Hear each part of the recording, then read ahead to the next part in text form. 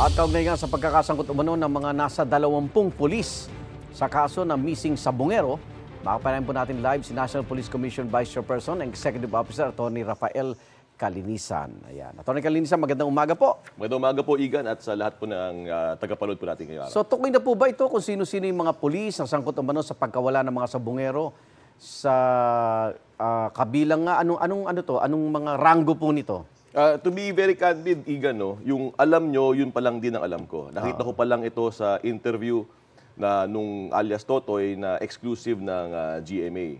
So hindi ko pa nahahawakan, hindi ko pa nahahawakan yung affidavit, hindi ko pa nakikita si Totoy ni minsan. Pero incumbent sa atin sa National Police Commission, dahil alam na natin na kaliwat kanan na yung report na mayroong mga involved na police, na kailangan na namin mag-imbestiga. So kagabi, Igan, we instructed our Inspection, Monitoring, and Investigation Service upang mag-imbestiga na dito sa kaso ng mga nawawalang sabungero. So, sinimula na ng NAPOLCOM yung sarili niyong investigasyon? Opo. Parallel to doon sa investigasyon ng DOJ, parallel doon sa investigasyon ng other law enforcement agencies like NBI or the Philippine National Police. Anong pagkakaiba ng NAPOLCOM dito? Una, kailangan nating klaruhin we also need the support of all law enforcement agencies at we will coordinate with them at nakikiusap nga ako na mag-usap-usap kaming lahat. Pero ang approaches different. Siyempre, yung iba, ang focus nila ay criminal cases. DOJ yun? DOJ yun. May aspetong sibil, nakapaloob na dun sa aspetong kriminal. Opo. Pero yung aspetong administratibo, wala pang tumitingin doon yung administratibo, yun yung sa Tagalog, fit ka ba maging pulis? So yun ang trabaho ng National Police Commission. Sa Tagalog, Igan, kami ang pulis ng pulis. So sasabihin namin kung policeman A, dapat ka na mawala sa serbisyo dahil ikaw ay abusadong pulis.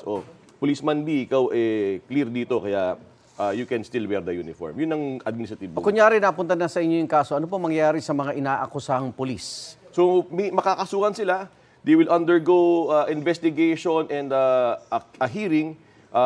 Bibilisan namin yung hearing dito sa kaso na ito at pinapangako natin sa taong bayan na we will leave no stone unturned kahit sino pang pulis yan, kahit ano pang ranggo niyan.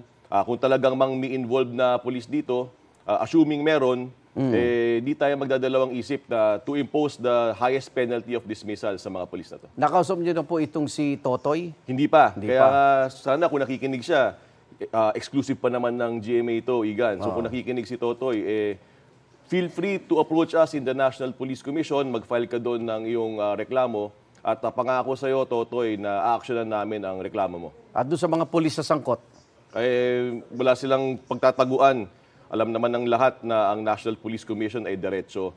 So kung may final na kaso dito sa NAPOLCOM, talagang iimbestigahan natin to, pakihinggan natin to. We will give you due process. The complainant can complain against you. We will give you the right to respond.